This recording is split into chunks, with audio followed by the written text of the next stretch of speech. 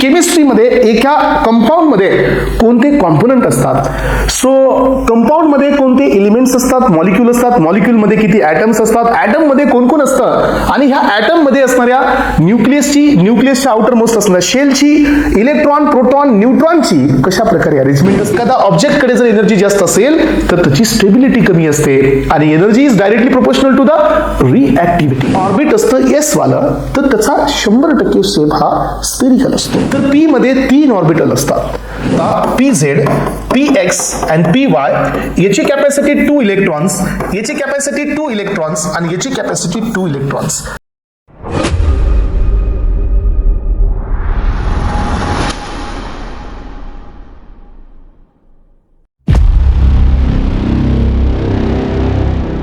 चला तर एस्पायरंट्स आजचा आपल्या लेक्चरमध्ये टॉपिक तर आपण थोडासा टच केलेला आहे, टॉपिकमध्ये थोडासा इंटरेस्ट डेव्हलप केलेला आहे.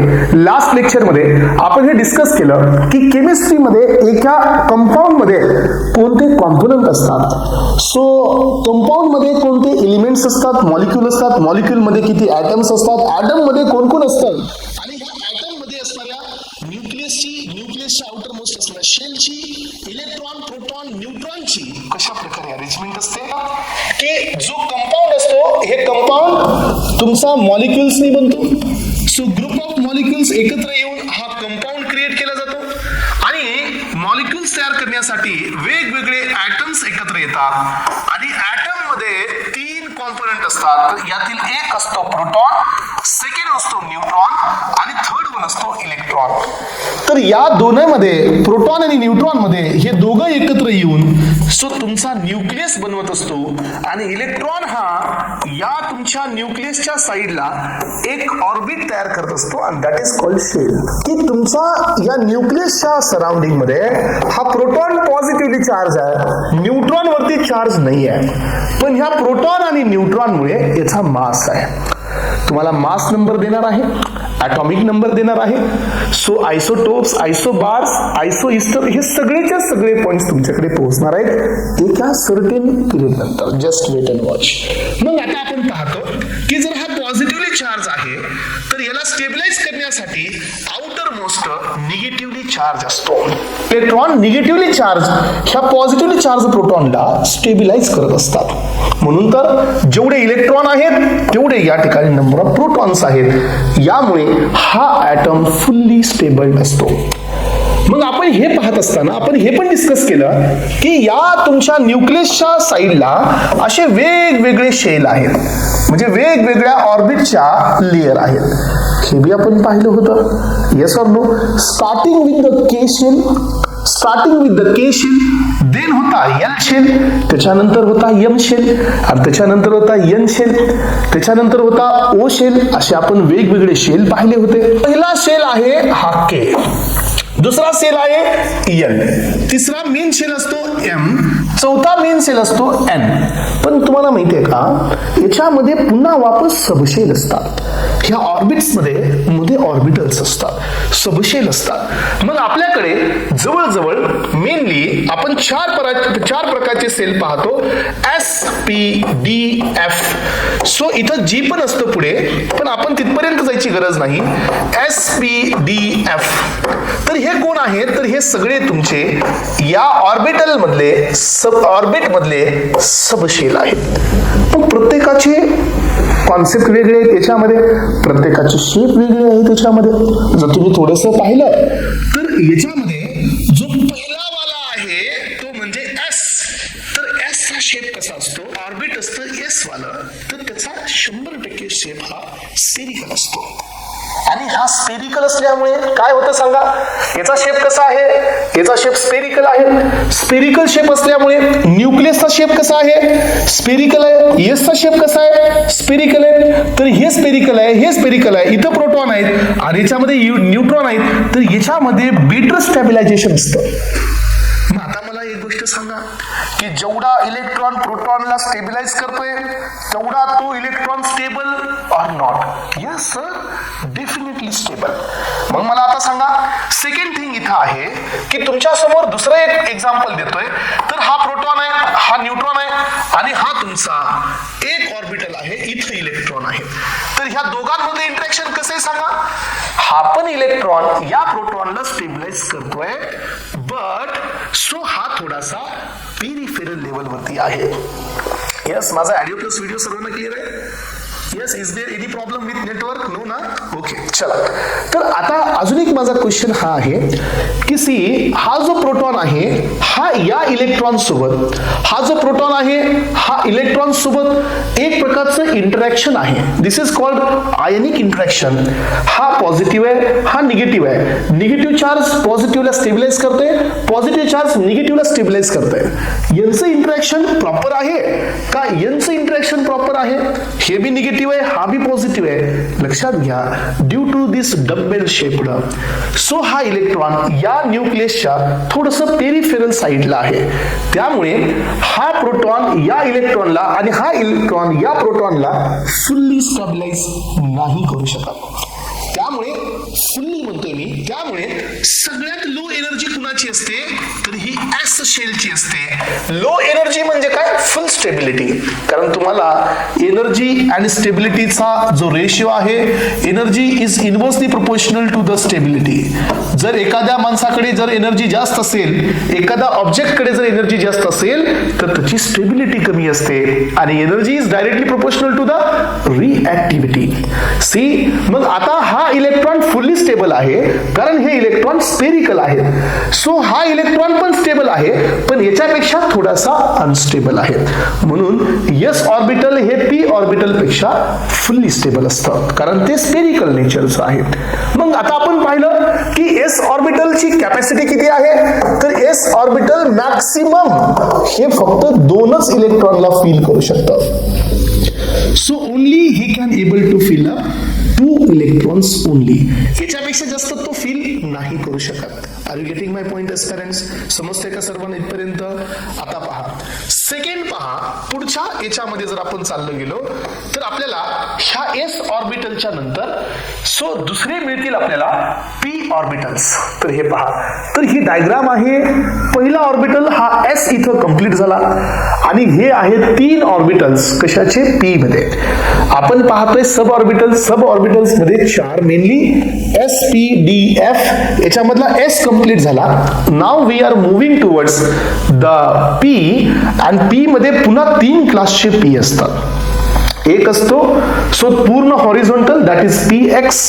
सो हा तुमचा पूर्ण वर्टिकल आहे तर हा असतो पी वाय, आणि दिस इज स्लाइटली इन्क्लाइंड तर तो असतो पी झेड.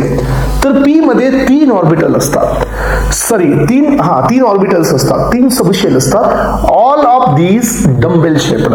हे सगळेचे सगळे डम्बेल शेप्ड असतात. याच्यामध्ये एक आहे पी एक्स, दुसरा आहे पी झेड आणि तिसरा आहे पी एक्स, पी वाय आणि पी झेड. प्रत्येकामध्ये मॅक्सिमम 2 इलेक्ट्रॉनची कॅपॅसिटी असते. So if you see the P x, maximum capacity will be 2. If you see the P Y, the maximum capacity will be 2. then pz, the maximum capacity will be 2. तर ह्या तिघांची जर आपण total capacity पाहिली तर total capacity would be the 6 electrons in the P orbitals. S मध्ये जातात 2, maximum 2, P मध्ये जातात मॅक्सिमम 6. यस, तर यानंतर आता पाहतोय आपण पुढे या. सो हे आपण पी पाहिल्यानंतर आता आपण दुसरीकडे चाललो जाऊ, तो म्हणजे सो या ठिकाणी शेप पाहायचा आपल्याला डी ऑर्बिटलचा. So S P D F. So D ऑर्बिटल्सचा या ठिकाणी शेप पाहायचा आहे. तर हे किती शेपचे डी ऑर्बिटल्स आहेत तर हे तुमच्या समोर हे बघा. सो तुम्ही जर थोडंसं यांच्यामध्ये जर डिटेलमध्ये पाहिलं तर डी ऑर्बिटल्स मध्ये अशा प्रकारचा शेप असतो. याला नाव द्यायचं असतं डबल डम्बेल शेप्ड. तर याचं प्रॉपर स्ट्रक्चर हे इथं तुमच्या समोर आहे, हे पहा. तर हे मिक्सिंग असते तुमच्या पी ऑर्बिटलची. पी ऑर्बिटल्स हे एकांसोबत मिक्स झालेले आहेत. हे पहा, एक हा तुमचा D Y and Z. So D एक वाय आणि झेड, दुसरा आहे D x and Y, D Z and Z. So D x आणि झेड. सो तिसरा 5वा असतो D x square and Y square. असे 5 सब ऑर्बिटल्स डी मध्ये असतात. मला हे सांगा की यांचा जो शेप असतो तो डबल डम्बेल शेप असतो. So these are the double dumbbell shaped. P orbitals हे डंबेल शेप्ड होते आणि हे असतात डबल डंबेल शेप्ड. यामध्ये प्रत्येकाची फिलिंग कॅपॅसिटी ही मॅक्सिमम तुम्ही हे पाहिलं असेल. आताच तर आपण पाहिलं की एस मध्ये 2 जातात, सो पी मध्ये 6 इलेक्ट्रॉन्स जातात. तर मला सांगा डी मध्ये किती इलेक्ट्रॉन्स फिल होऊ शकतात? तर डी मध्ये मॅक्सिमम 10 इलेक्ट्रॉन्स फिलअप होतात. तर हे 5 सब ऑर्बिटल्स आहेत. तर प्रत्येकामध्ये 2-2. As everyone will be able to fill 2 electrons आणि यांची मॅक्सिमम कॅपॅसिटी ही 10 असते.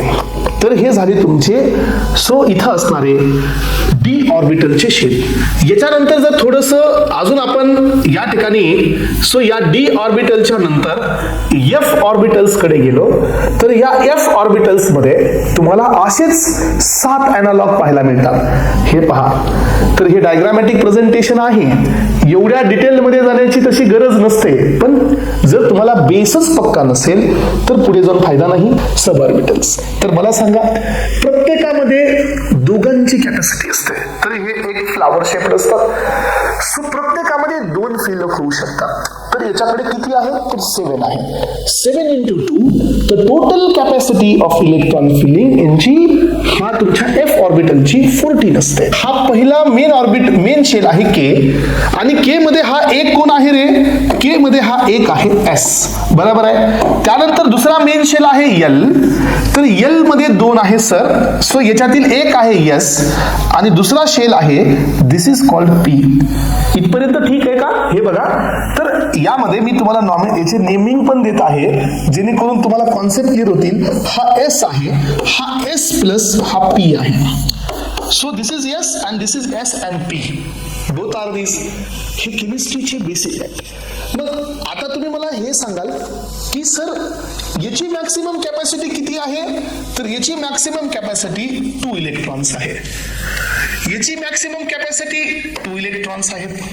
तर हा शेप स्पेरिकल आहे, बरोबर आहे. हा शेप स्पेरिकल आहे. तर हा शेप डंबेल असेल का? नाही, हा एसच आहे ना, तर हा बी स्पेरिकल आहे. सर या दोघांच्या एनर्जी मध्ये डिफरन्स आहे. हा n is equal to 1 energy level आहे आणि this is n is equal to 2. तर डेफिनेटली हे एनर्जी लेवलनी डिफर आहेत.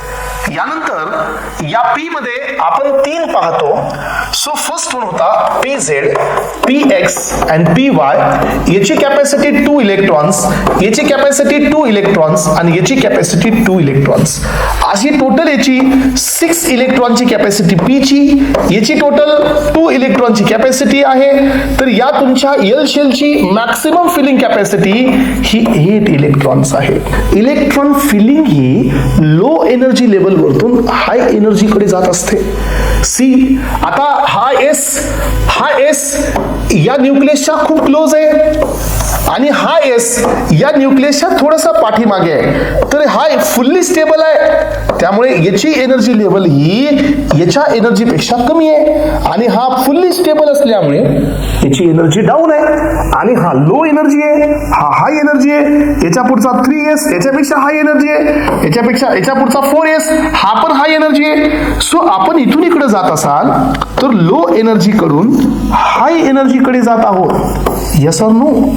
आणि लो टू हाय कडे जात असताना according to the Aufbau principle काय सांगितलं जातं की तुम्ही इलेक्ट्रॉनची फिलिंग ही लो कडून हाय कडे करा.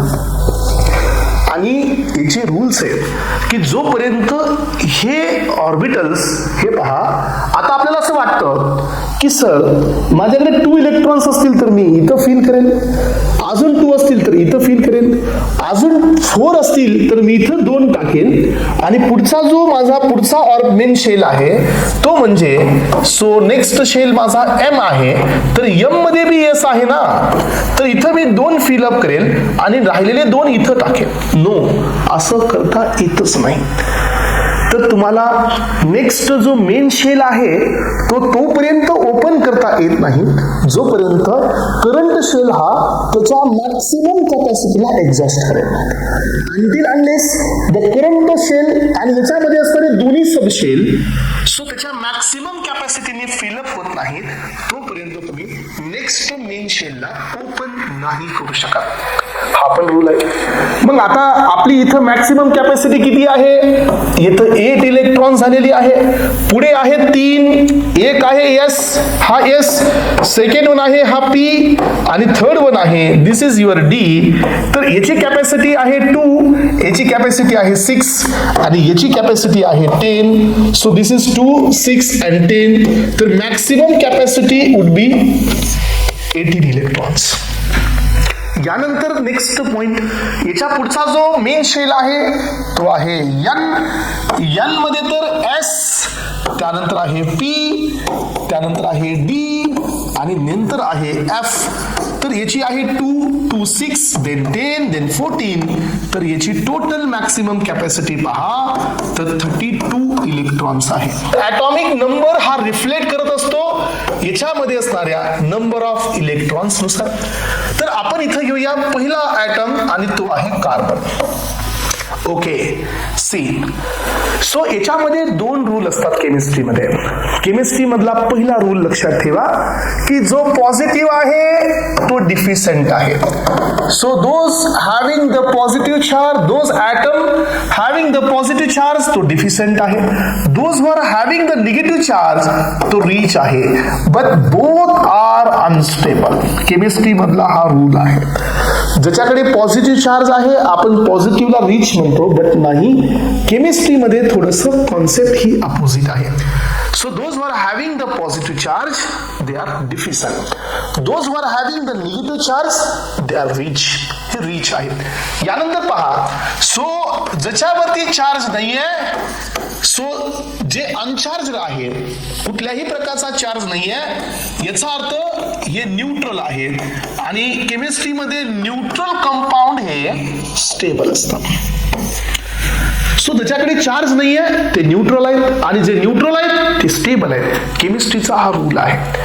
मग आता आपण हे पाहतो की स्टेबिलिटी एक्सप्लेन केली गेली एका ऑक्टेट रूलनी. येस, तर एव्हरी कंपाऊंड ची स्टेबिलिटी ही कम्पेअर केली जाते नोबेल गॅसेस सोबत. कारण आपल्या पिरियडिक टेबल मध्ये जे गॅसेस असतात, हेलियम आहे, आर्गॉन आहे, झेनॉन आहे, तर यांची जी स्टेबिलिटी असते ही सर्वात जास्त असते. आणि तुम्ही मला सांगा की स्टेबल कोण आहे? सो ज्याला काही द्यायचं नाहीये केमिस्ट्रीमध्ये आणि ज्याला काही द्यायचं नाहीये तो स्टेबल आहे. राईट? सो केमिस्ट्रीमध्ये स्टेबिलिटी हे एक्सप्लेन केली गेली by giving this octet rule. आणि याच्या पाठीमागचं एक पिक्चर आहे, तो म्हणजे काय की केमिस्ट्रीमध्ये हायली स्टेबल कोण आहे? सो ज्याला काही ऍक्सेप्ट करायचं नाहीये आणि ज्याला काही डोनेट करायचं नाहीये. See, let me clear the concept. First of all, so मी तुम्हाला या ठिकाणी हेलियम बद्दल एक्सप्लेन करेन, ज्याचा ॲटॉमिक नंबर हा 2 आहे. ॲटॉमिक नंबर 2 आहे, it means it has 2 electrons. हा एक न्यूक्लियस आहे, हा प्रोटॉन, हा S आहे. S ची कॅपॅसिटी 2 आहे, याचं कॉन्फिगरेशन 1s2 आहे. याचा अर्थ काय की याचं जे आउटर मोस्ट शेल आहे हे पूर्ण कंप्लीट आहे. सो ही नो नीड की त्याला कुण्या इलेक्ट्रॉनची गरज नाहीये, कुणाला द्यायचा नाहीये आणि कुणाकडून घ्यायचा नाहीये. याचा अर्थ काय की केमिस्ट्रीमध्ये सो हा पण एक स्टेबल ॲटम आहे, बट याच्यासाठी ऑक्टेट रूल नसतो, यासाठी सेकंड रूल असतो डुप्लेट. तर काही ॲटम हे ऑक्टेट रूल फॉलो न करता पण स्टेबल असतात. For example this one hydrogen आहे, हे दोघेही डुप्लेट रूल फॉलो करतात. तर केमिस्ट्रीच्या नुसार जो ॲटम नो चार्ज आहे, न्यूट्रल आहे, तो स्टेबल आहे. Stability best explained bye octet rule. Octet rule हा सांगतो की कुठल्याही ॲटमच्या आउटर मोस्ट शेल मध्ये, यस, कुठल्याही ॲटमच्या आउटर मोस्ट शेल मध्ये 8 इलेक्ट्रॉन्स जर असतील, इट इज फुल्ली स्टेबल, असं याचं म्हणणं आहे. मग आपल्याकडे काही आयटम असे आहेत, so those were having the 8 electrons in outer most shell. आता तुम्ही याचं एक्सेप्शन मला विचाराल तर मी तुम्हाला सांगतो. हे बघा, हा NaOH स्टेबल आहे का Na प्लस आणि OH मायनस स्टेबल आहे? Can anyone answer the question? So NaOH, sorry, not OH, so you can go for the NaCl. Yes, NaCl stable आहे का Na+Cl- स्टेबल आहे? हा आन्सर द्या मला याचं.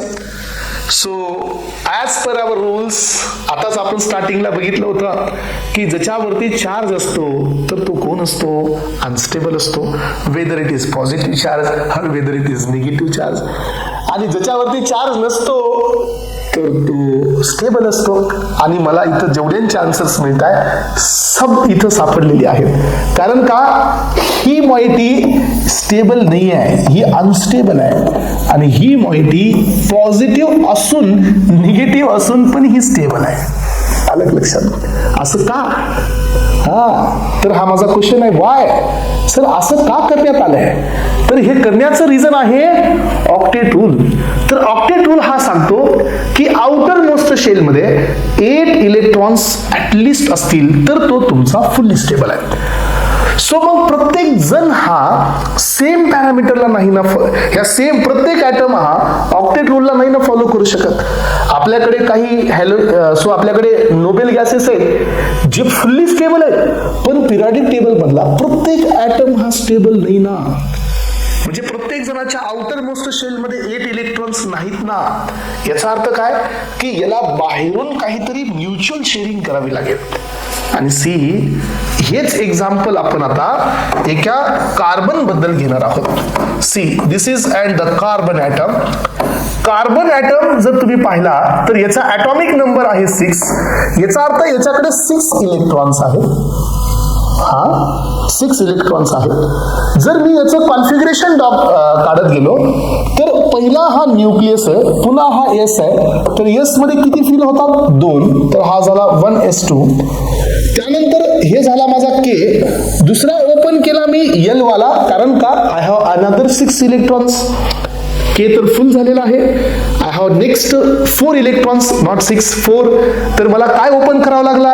एल. तर एल मध्ये कोण फिल करेल मी स्टार्टिंगला? Then I will go for the second S, 2s. याच्यामध्ये मी 2 टाकलेले आहेत. तर माझं कॉन्फिगरेशन झालं 2s2. यानंतर माझ्याकडे तिसरा ऑर्बिट, सॉरी हा असा नसणार आहे. So this is a dumbbell shaped. तर असे 3 आपण पाहिले होते. सो डम्बेल शेप्ड असे 3 आहेत. आणि माझ्याकडे आता किती इलेक्ट्रॉन्स शिल्लक आहे? I have only 2 electrons left in my hand. Already I have total 6. 6 मधील 2 मी 1s मध्ये टाकलेली आहेत. सेकंड 2 मी हे 2s मध्ये ऍड केलेली आहेत.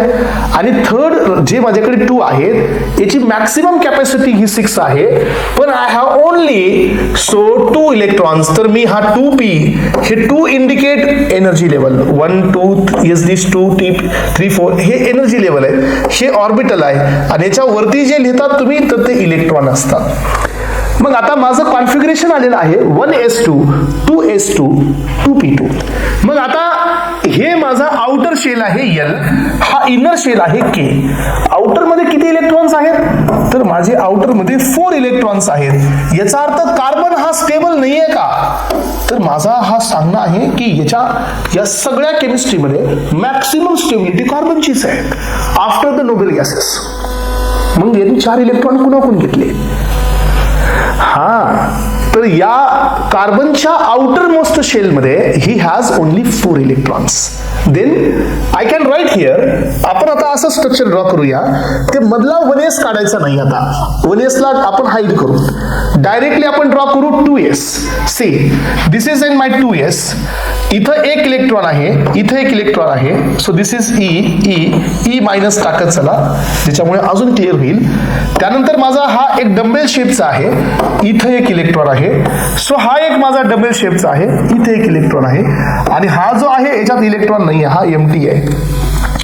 आणि ह्या प्रत्येक याच्यात 2 बसणार आहेत, पण एकच आहे. हा एक इथला एम्प्टी आहे, इथे एक हा एम्प्टी आहे, आणि हे दोन्ही बी एम्प्टी आहेत.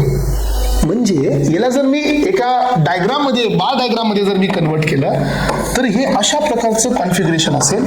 दिस is my 1s2. Then second one आला माझा 2s2, कारण s हे कंप्लीट आहे. This is 2s2. आणि p काढतो मी, तर p मध्ये किती आहेत? 1 2 and 3. This is pz, px and py.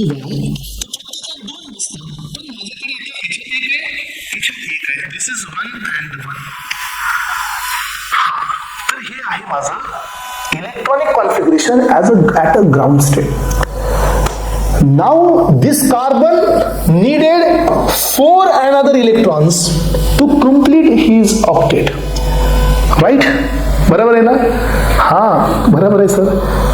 पण आता काय होणार आहे माहितीये की या कार्बनकडे, सो आता तुम्ही मला अजून एक क्वेश्चन द्या, आन्सर द्या की बॉन्ड, तुमचा पण बॉन्ड असतो, बरोबर आहे ना?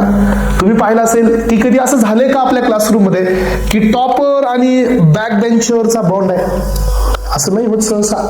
तुम्ही पाहिलं असेल टॉपरचा बॉन्ड असतो, मिडलचा बॉन्ड असतो. सो बॉन्ड हा ऑलवेज फॉर्म होईल ज्या वेळेला दोघांमध्ये सेम एनर्जी लेवल असेल, सेम थिंकिंग असेल, सेम ॲबिलिटी असेल, त्यावेळेला जास्त लवकर बॉन्ड फॉर्म होतो. हायड्रोजनचा ॲटॉमिक नंबर आहे 1. एक इलेक्ट्रॉन असल्यामुळे एस मध्ये एकच भरला गेला आहे. हे बघा, याच्याकडे एस आहे आणि एकच आहे, आणि हा बी अनस्टेबल आहे. हा पण सर्च करताय, roaming here and there. For what?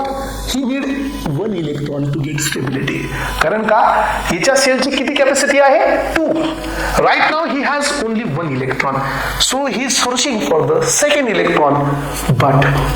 But what happen की हा जो इलेक्ट्रॉन आहे, he is trying to bond, he is trying to form a bond with this carbon. But याच्याकडे जो एस आहे तो 1s आहे. येस, 1s आहे. याच्याकडे एस आहे तो 2s आहे. सी, पहिला तर हा प्रॉब्लेम आहे की हा 1s आहे आणि हा 2s आहे. दुसरा प्रॉब्लेम हा आहे की हा 2 तर ऑलरेडी कंप्लीटेड आहे. Then he never enter into the bond formation, already he is fully stable. So हा याचे इलेक्ट्रॉन काय करेल? हा अदला बदल नाही करणार ना, बिकॉज हा म्हणतो की I am already have 2 electron and my maximum capacity ही 2 आहे. I am not ready to form a bond with you because मला गरजच नाही आहे. मग हा म्हणतो की चला या पी ला गरज आहे, बिकॉज पी हा वॅकंट आहे, एक साइड वॅकंट आहे आणि ह्याच्या दोन्ही साइड वॅकंट आहे. See, whenever the hydrogen is able, so trying to form bond with this, but this is 1s1 and this is 2p. याचा अर्थ काय की हा s नाही आहे, हा p आहे, आणि p as compared to s it is highly unstable. याचा अर्थ की ह्या दोघांमध्ये प्रॅक्टिकली बॉन्ड फॉर्म होणं पॉसिबलच नाही आहे. हा, मग आता मला सांगा, जर ऍटम जर एकत्र आलेच नाहीत तर मग मॉलिक्यूल कसा तयार होईल? मिथेन हा ऍटम नाही आहे, मिथेन हा एक मॉलिक्यूल आहे. पण यानंतर एक कॉन्सेप्ट पिक्चर मध्ये आले, and that concept is called as a hybridization. What is hybridization? Hybridization it means the mixing and recasting of the orbitals. Yes, आता पहा इथं कोण आहे? हा पी एस आहे, हा पी आहे. ह्या दोघांची मिक्सिंग करायची आणि रिकास्टिंग करायची. Mixing and recasting of the orbitals to form a new set of orbitals. Mixing and recasting of orbitals to form a new set of orbitals, and this is called as a hybridization. आणि म्हणून हे picture introduce झाला. कारण जर hybridisation ही concept जर एकत्र आलीच नाही तर बॉन्ड फॉर्मेशन किंवा वेगवेगळे ॲटम्स वेगवेगळ्या सोबत अटॅच झालेच नसते. हा पहा, Cl याचा ॲटॉमिक नंबर 17 आहे, हा H सोबत बॉन्ड फॉर्म करतो आणि काय तयार होतं? HCl. सोडियमचा ॲटॉमिक नंबर 11 आहे, NaCl चा बॉन्ड फॉर्म होतो. याचा अर्थ की या ठिकाणी बॉन्ड फॉर्मेशन साठी हायब्रिडायझेशन ही कॉन्सेप्ट 100% नेसेसरी आहे. बट हायब्रिडायझेशन मध्ये 2 स्टेप असतात. अलग लक्षात. आधी तर हे कळालं का की why the hybridization come in to the picture? हे समजलं असेल तर मग आपण पुढे जाऊया. हायब्रिडायझेशन कशासाठी? To get a new set of orbitals having the equal energy state. Yes, so to get a new set of orbitals having a equal energy state, and this concept is called as a hybridization. Right. चला आता next point कडे या students. Hybridisation मध्ये 2 step आहेत. First step असते ती म्हणजे excitation. First step असते and that is called excitation. Second step असते ती असते हायब्रिडायझेशन. मग आता एक्साइटेशन म्हणल्यानंतर सो एक्साइट करणे कुठलाही इलेक्ट्रॉन सो ग्राउंड स्टेटला असतो त्यावेळेला तो स्टेबल असतो because he don't have any energy. याच्याकडे एनर्जी नाही आहे. जोपर्यंत याच्याकडे एनर्जी नाही आहे तोपर्यंत हा स्टेबल स्टेबल आहे. जसं याला एनर्जी द्या तर तो अनस्टेबल होईल आणि he will go in to the excited state. तर एक्साइटेड स्टेट मध्ये हा जात असतो. जसं याची एनर्जी काढून घ्या वापस तर तो तुमचा पुन्हा येतो ग्राउंड स्टेट मध्ये. हा मग आता हे लक्षात घ्या, आता हा कोण आहे, ग्राउंड स्टेट. सो ही आहे एक लेवल, ही 2 ची लेवल आहे, ही आहे 1 ची. म्हणजे ह्या दोघांमध्ये एनर्जी गॅप आहे. Yes or no? This S and P, so this is 2S and 2P, both of these orbitals having an energy gap, but not as much as. तेवढा एनर्जी गॅप नाहीये जेवढा या 2P मध्ये आणि या S मध्ये आहे. Yes or no? कारण this is 1S and this is 2P.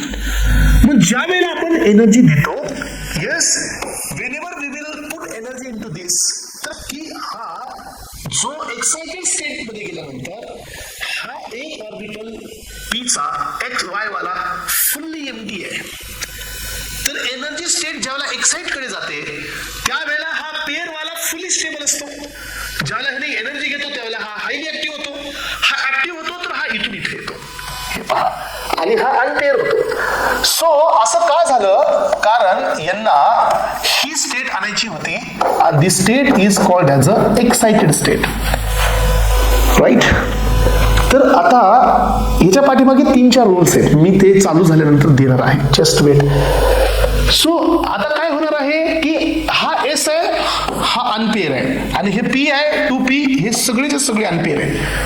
मग आता एस मध्ये फक्त एस चे कॅरेक्टर आहेत, पी मध्ये फक्त पी चे कॅरेक्टर आहेत. आता झालं काय माहितीये की दुसरी स्टेप असते हायब्रिडायझेशन.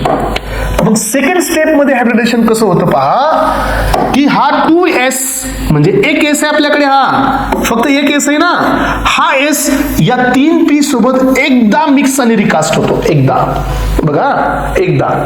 तर याच्यामुळे काय झालं, हा याच्यासोबत एकदा, याच्यासोबत एकदा आणि याच्यासोबत एकदा, असा हा प्रत्येकासोबत इंडिव्हिज्युअली मिक्स रिकास्ट होतो.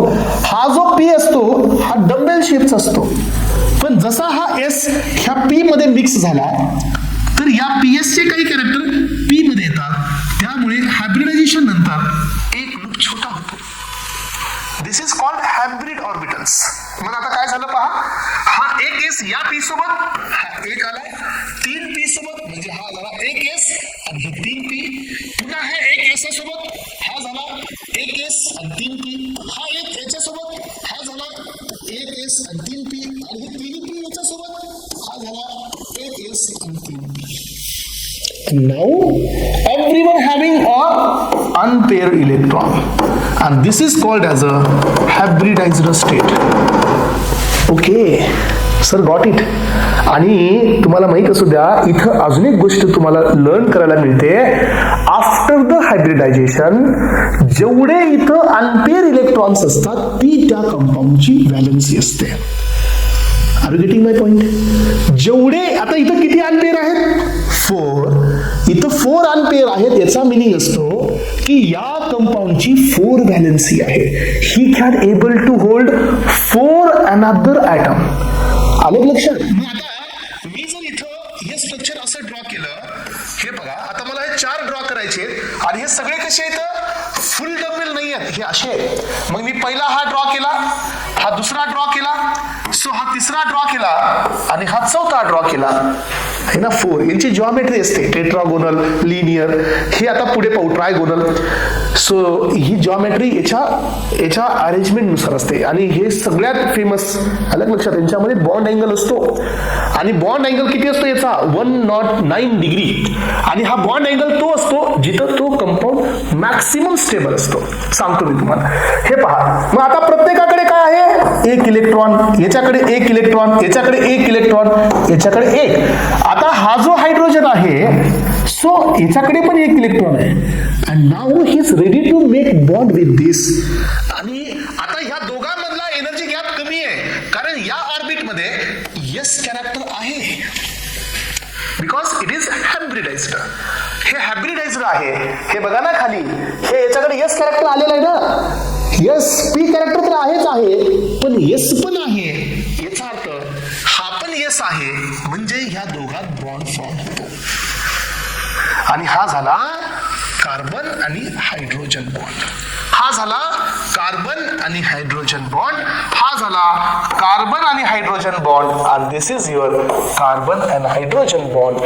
हे तुमचा ॲटम तयार झाला CH4. बघा आता मी तुम्हाला एक फंडा दिला पहिल्यांदा की जो तुमचा हायब्रिडाइज्ड स्टेट असतो तिथं जेवढे अनपेअर असतात ते सगळे अनपेअर इलेक्ट्रॉन्स जेवढे आहेत is equal to the number of valency. कळालं का इथपर्यंत? जेवढे अनपेअर आहेत ती त्याची काय असते व्हॅलेन्सी आणि जेवढे पेअर असतात तर ते त्याची असते नॉन बॉन्डिंग इलेक्ट्रॉन्स. सांगतो आता हे बी. आता हे कळलं तर ते बी कळेल. जे आपण डॉट देत असतो, आता तुम्ही मला सांगा कार्बनच्या केसमध्ये असा काही डॉट होता का? कार्बनवरती आपण डॉट का नाही देते? कारण कार्बनवरती डॉट द्यायला इथं कुठं पेअरच नाहीये. आहे का पेअर? कुठंच नाहीये ना. त्यामुळे कार्बनची व्हॅलेन्सी 4 आणि डॉट कुठंच नाहीये. कारण का याच्या हायब्रिडायझेशन मध्ये कोणतंच सबऑर्बिटल हे पेअर नाही आहे. सगळे अनपेअर आहेत. त्यामुळे ह्याची व्हॅलेन्सी 4 आणि एकही डॉट नाही. 4 व्हॅलेन्सी बट नो डॉट. आता आपण दुसरीकडे जाऊया थोडस. सो जसं आपण इथं कार्बन बद्दल पाहिलं होतं तसं आता आपण नायट्रोजन बद्दल पाहूया. नायट्रोजनचा ॲटॉमिक नंबर किती आहे? 7. म्हणजे 7 इलेक्ट्रॉन्स आहेत. ओके समजते ना? नायट्रोजनचा ॲटॉमिक नंबर आहे 7. इट मीन्स की याच्याकडे 7 इलेक्ट्रॉन्स आहेत. मग 7 इलेक्ट्रॉनची फिलिंग करा. ग्राउंड स्टेट बघा 1s2 2s2 आणि इथं एक आला आपला 7 नंबरचा. आणि आता एक्साइड स्टेट आणि ग्राउंड स्टेट बदलणार नाही. कारण का हा इलेक्ट्रॉन पेअर वाला इथून तिकडं जाणार नाही. कारण जर हा तिथून तिकडं जर शिफ्ट होत असेल तर लक्षात ठेवा, हे बघा हा इलेक्ट्रॉन जर इथून आता तिकडं जात असेल ह्याला पेअर करायला तर हा स्वतः अनपेअर होतो. याचा अर्थ जाऊन फायदाच नाही. म्हणजे ग्राउंड स्टेट आणि excited state would be same for nitrogen. हा आता नेक्स्ट स्टेप आली हायब्रिडायझेशनची. तर काय होणार आहे? 1s चं या 3 p सोबत मिक्सिंग रिकास्टिंग होणार आहे. आणि यांची मिक्सिंग रिकास्टिंग होत असताना इलेक्ट्रॉन बघा 1 2 3 4 5 आहेत. 1 2 3 4 and this is your 5. आलं का 5वा? त्यामुळे पहा नायट्रोजनची व्हॅलेन्सी किती आली? 1 2 and 3. हे 1 2 and 3 आणि हे 2 जे इलेक्ट्रॉन्स असतात these are 2 dots. याचा अर्थ नायट्रोजनकडे 2 इलेक्ट्रॉन लोन पेअर आहेत. येस. जर असंच आपण ऑक्सिजनकडे गेलो तर हे पहा ऑक्सिजनचा ॲटॉमिक नंबर 8 आहे. याचा अर्थ तुम्हाला इथं 1 इलेक्ट्रॉन वाढवावा लागतो.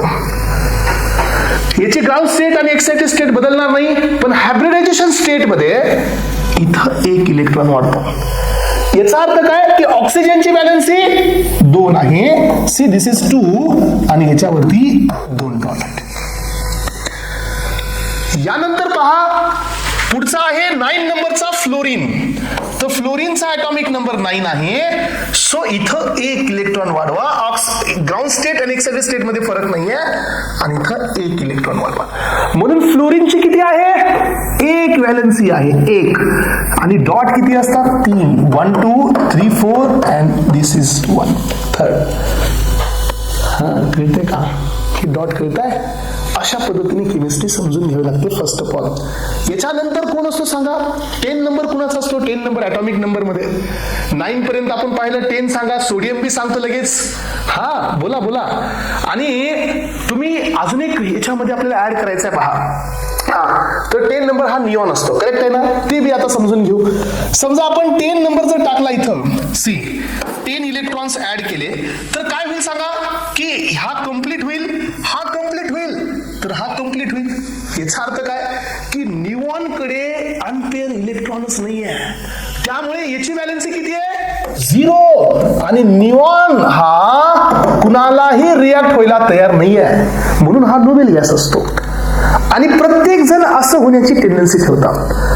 आलं लक्षात? मग आता कार्बन बद्दल आपण काय पाहिलं होतं की कार्बनकडे 4 इलेक्ट्रॉन होते स्वतःचे, 1 2 3 आणि हा चौथा. यांनी ऑक्टेट कसा कंप्लीट केला सांगा. तर यांनी या हायड्रोजन सोबत बॉन्ड फॉर्म केला असा. हे बघा, carbon hydrogen carbon hydrogen carbon hydrogen carbon hydrogen हे दोन आणि यांनी म्युच्युअल शेअरिंग करून याचा आउटर मोस्ट मध्ये 8 इलेक्ट्रॉन्स घेऊन आला. म्हणून कार्बन हा ऑक्टेट फॉलो करतो by mutual sharing of electrons to its neighbouring atom. आणि म्हणून कार्बन पण स्टेबल आहे. येस, कार्बन पण स्टेबल आहे. आता 11 नंबर कुणाचा असतो? सोडियमचा 11 असतो. मग आता आपल्याला काय करायला लागेल बघा. आपला 1s तर कम्प्लिटेड होता. हे पहा, 1s2 तर झाला, 2s2 पण झाला होता. आता 2p पण संपला होता आपला, आहे की नाही? कारण काय, हे सगळे इलेक्ट्रॉन इथं फिल झाले आपले निऑन पर्यंत. हे बघा, हे 6, हे 2 8 आणि हे 2 10 झाले. मग आता ह्याचा तर 11 आहे, तर 1 नंबर ओपन करा. तो म्हणजे तिकडला हा निघाला 3s मध्ये 1 टाकला. हा कुठला शेल आहे? हा एल आहे. हा कोण आहे? के. आणि हा निघाला एम. ओपन झालाय आता 1 इलेक्ट्रॉन साठी. मग ऑक्टेट रूल काय सांगतो? ऑक्टेट रूल हा सांगतो की आउटर मोस्ट मध्ये 1 पाहिजे. आता याच्या आउटर मोस्ट मध्ये 1च आहे. मग हा सोडियम काय म्हणतो पहा, की ज्या वेळेला मी माझ्या बॅलन्सीकडे जातो, हायब्रिडायझेशन कडे, त्यावेळेला माझं हायब्रिडायझेशन कसं असेल, तर शेवटी एकच माझा अनपेअर म्हणजे सोडियमची बॅलन्सी 1 आहे. कारण बाकी सगळे इकडे तर यांच्यासोबत हायब्रिडेशन होणार नाही, याच्यासोबतच होईल, एकटाच राहील. तर सोडियम म्हणतो की माझं हायब्रिडेशन एकच आहे, 1 व्हॅलन्सी आहे. मग आता जर समजा मला दुसरे 7 इलेक्ट्रॉन्स पिकअप करून जर स्टेबिलिटी घ्यायची असेल, तर याच्यापेक्षा मी एक काम करतो, हा आहे तो इलेक्ट्रॉन लूज करतो ना, सोडून देतो. येस, हा जर इलेक्ट्रॉन मी लूज केला तर माझ्या आउटर मोस्ट मध्ये किती आले? 8. मग हे आउटर मोस्ट होईल. यामुळे सोडियम हा 1 इलेक्ट्रॉन लूज केल्यानंतर प्लस होतो आणि हा प्लस होऊन स्टेबल आहे. हा, आणि क्लोरीन बघा, क्लोरीनचा 17 असतो. तर क्लोरीन बद्दल बी पाहू आपण. क्लोरीनचा ॲटॉमिक नंबर 17 आहे, ते बी काढू आपण. 1s2, यानंतर आलो 2s2, त्यानंतर आलो 2p6, त्यानंतर गेलो इथं 10 झाले. यानंतर आलो 3s2, त्यानंतर आलो आपण s3p कडे. तर आपल्याकडे किती शिल्लक आहेत सध्या? 5. 1 2, सो दिस इज 1 2 3 4 and 5. मग आता हे कुणाचं आहे? हे कोणता शेल आहे? हा एल आहे. हा कोण आहे? के. हा कोण आहे? एम आहे. मग ज्या वेळेला NaCl चा बॉन्ड असतो ह्या दोघांनी, आता हे दोघं बी इनकम्प्लीट ऑक्टेट आहे. कारण क्लोरीनच्या आउटर मोस्ट मध्ये किती आहेत? 1 2 3 4 5 6 7 आहेत आणि याच्या आउटर मोस्ट मध्ये किती आहेत? 1. मग आता याला जर ऑक्टेट कंप्लीट करायचं असेल तर हा काय करतो? 1 इलेक्ट्रॉन म्हणतो की क्लोरीन तू घेऊन टाक. See, and this is how the chlorine will make a octet by formation of Cl-. and सोडियमने तो इलेक्ट्रॉन दिल्यामुळे तो जातो Na+. बट जरी हे चार्ज असतील तरी हे फुल्ली स्टेबल आहेत because both of this following octet. असं असतं केमिस्ट्रीमध्ये.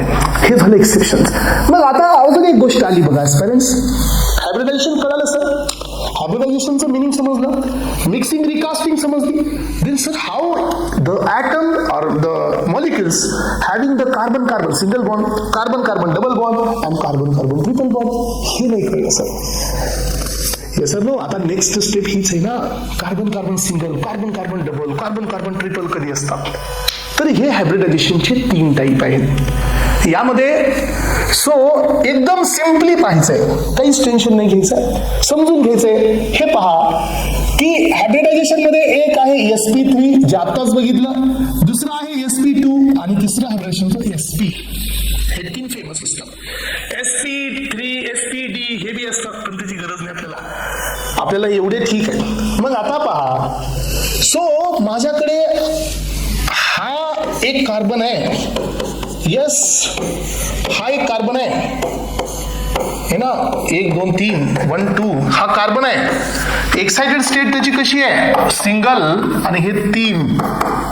येस, आताच आपण ड्रॉ करून पाहिलं बघा. आणि हायब्रिडायझर स्टेट अशी आहे 1 2 3 and 4. ही हायब्रिडायझर आहे. याचा अर्थ काय झालता माहितीये की हा एक एस ह्या 3 पी सोबत मिक्स आणि रिकास्ट झालता. त्यामुळे हा कार्बननी 4 हायड्रोजन बॉन्ड फॉर्म केले होते. दिस इज sp3. बरोबर आहे. एकतर असा बॉन्ड फॉर्म होतो, नाहीतर असा भी होऊ शकतो. हा एक एच, हा एक एच, हा एक एच, हा कार्बन, हा एक एच, हा एक एच, हा एक, हे भी होतो sp3. बरोबर आहे ना. कारण हे बघा आता याची व्हॅलेन्सी किती आहे, 4 व्हॅलेन्सी आहे. तर या कार्बनचा हा एक पी, हा एक पी, सॉरी सो थोडासा लूप बदलायला लागतो. हा एक पी, हा एक पी आणि हा एक पी, ह्या प्रत्येकात एक एक अनपेअर इलेक्ट्रॉन आहे. येस, जर समजा याला हायड्रोजन भेटला तर ठीक आहे, याला दुसरा असाच कार्बन मी भेटू शकतो ना.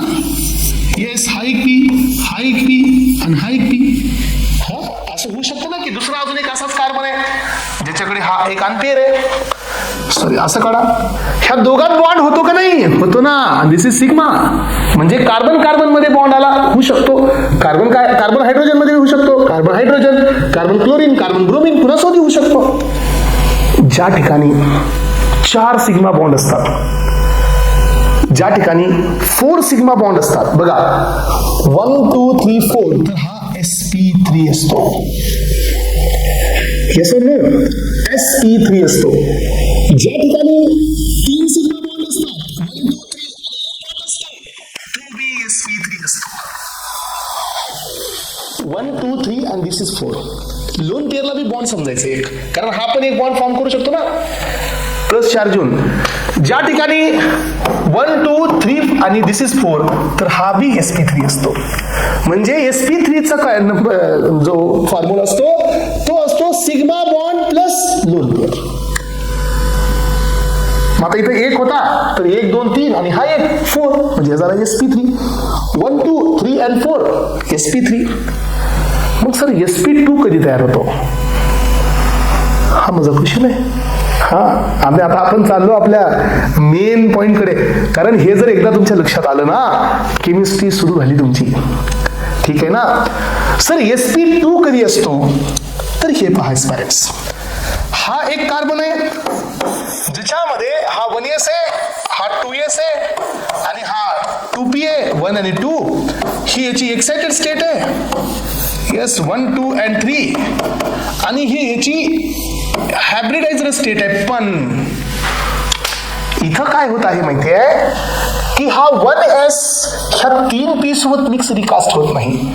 1s हा 2 पी सोबत मिक्स रिकास्ट होतो आणि हे स्ट्रक्चर असं तयार होतं. येस, तर हे झाला 1 2 and 3 sp2 sp2 sp2 आणि हा नुसता आहे p. आता याला ड्रॉ करून घेऊ आपण.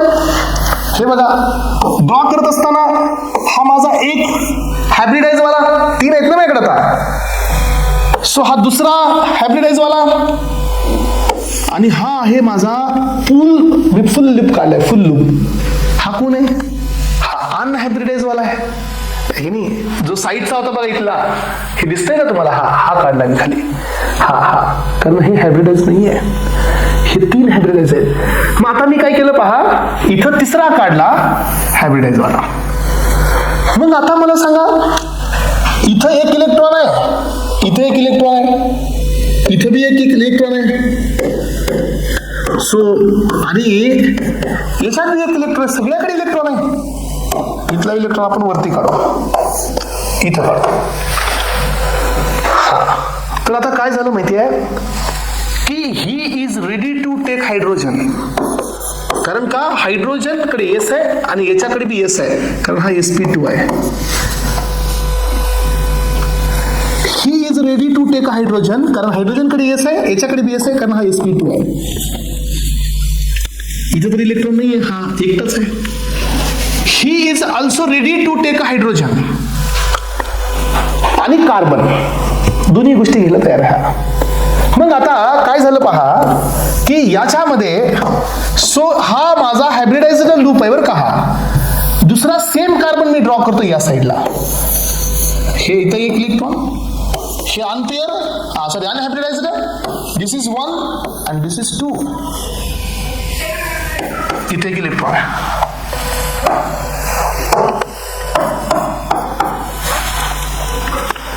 बरोबर आहे. सो याच्याकडे माझा एक इलेक्ट्रॉन आहे, याच्याकडे एक इलेक्ट्रॉन आहे.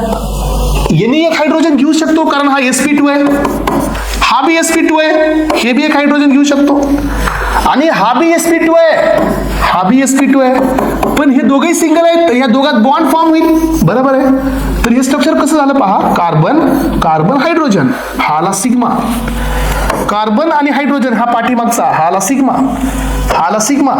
हा कार्बन आणि हायड्रोजन, हा आला सिग्मा. याच्या पाठीमागे दोन हायड्रोजन आहेत, कार्बन आणि हा hydrogen sigma, carbon hydrogen, this is sigma. पण एक गोष्ट लक्षात घ्या, पण हा फक्त पी आहे आणि हायड्रोजन हा एस आहे. इथं याचा बॉन्ड फॉर्म नाही होणार. कारण का?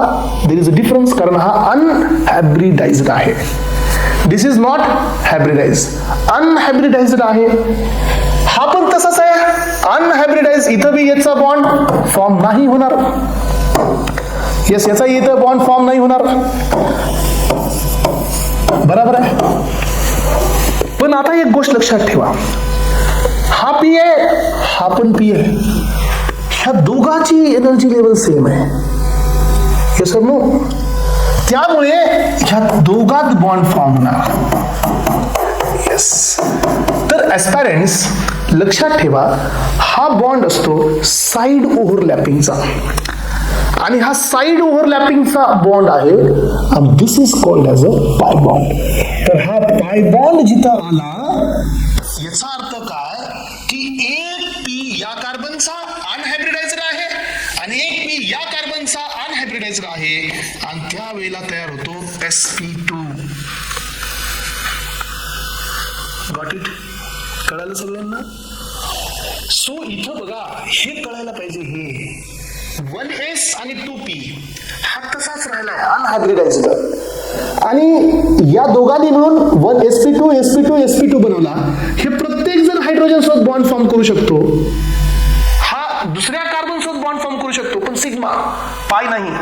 कारण यांची अशा प्रकारची इंटरॅक्शन आहे, हेड टू हेड इंटरॅक्शन आहे, साइड ओव्हरलॅपिंग नाही आहे. हे बघा, यांचं ओरिएंटेशन बघा इथं. सो हा कार्बनचा एक लूप, या कार्बनचा एक लूप, हे फिजिकली इंटरॅक्ट होतात, तुम्हाला माहित असू द्या. आणि हा सिग्मा बॉन्ड तयार होतो. आणि याच्यामध्ये हे जे दुसरी असतात sp2 हे हायड्रोजन घेतले, त्यांनी बी हायड्रोजन घेतला, पण हा हायड्रोजन घेणार नाही कारण हा पी आहे, हायड्रोजन एस आहे. याचा बॉन्ड दुसऱ्या कार्बनच्या दुसऱ्या पी सोबत, जो की अनहायब्रिडाइज्ड आहे, याच्यात फॉर्म होईल. आणि हे साइड ओव्हरलॅपिंग नसल्यामुळे हा असतो पाय बॉन्ड. त्यामुळे sp2 मध्ये पहा 3 सिग्मा असतात आणि एक बॉन्ड पाय असतो. बघा तरी 1 2 3 हे एक सिग्मा आहे ना खाल्ला, 1 2 3 and this is your pi. 1 2 3 and pi, this is called sp2. आणि असंच अजून एक फंडामेंटल असतं की ज्या वेळेला हे तिघांचं हायब्रिडायझेशन न होता या एका एसचं एका पी सोबत जर हायब्रिडायझेशन झालं, येस, ह्या दोघांचं हायब्रिडायझेशन झालं आणि हे दोन पी जर समजा अनहायब्रिडाइज्ड राहत असतील, हा एक आणि हा एक, हे पहा इथं आपण याला काढू, इथं टाका sp आणि this is only P and P. तर सेम कॉन्सेप्ट लक्षात ठेवा, सेम असा जिथं एक पी होता तिथं हा आता दुसरा पी असा येणार आहे. हा, आणि तिकडे बी तसंच होणार आहे पुढच्या याच्या सोबत की हा जो एस आणि पी हा हायब्रिडाइज होता, तर हा sp2 वाला, तर हा एक अनहायब्रिडाइज राहणार आहे. आणि या केसमध्ये हा पी आहे, हा बी पी आहे, यांचा एक पाय बॉन्ड आणि यांचा एक पाय बॉन्ड. तर कार्बन कडे आता पाठीमागे फक्त एक हायड्रोजन आहे, दिस इज युअर सिग्मा. एक हा पाय आणि दुसरा पाय, ह्यात आला दुसरा carbon, this is your sigma. Carbon carbon triple bond आणि हायड्रोजन जिथं जिथं असेल ते तुमचा sp हायब्रिडायझेशन असतं.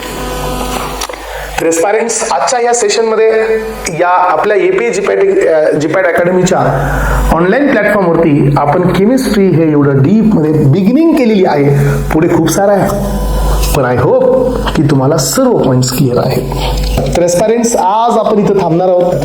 तर aspirants, we will stop here. आजच्या सेशनला आपण इथं थांबवतोय. Thank you so much. Have a nice day.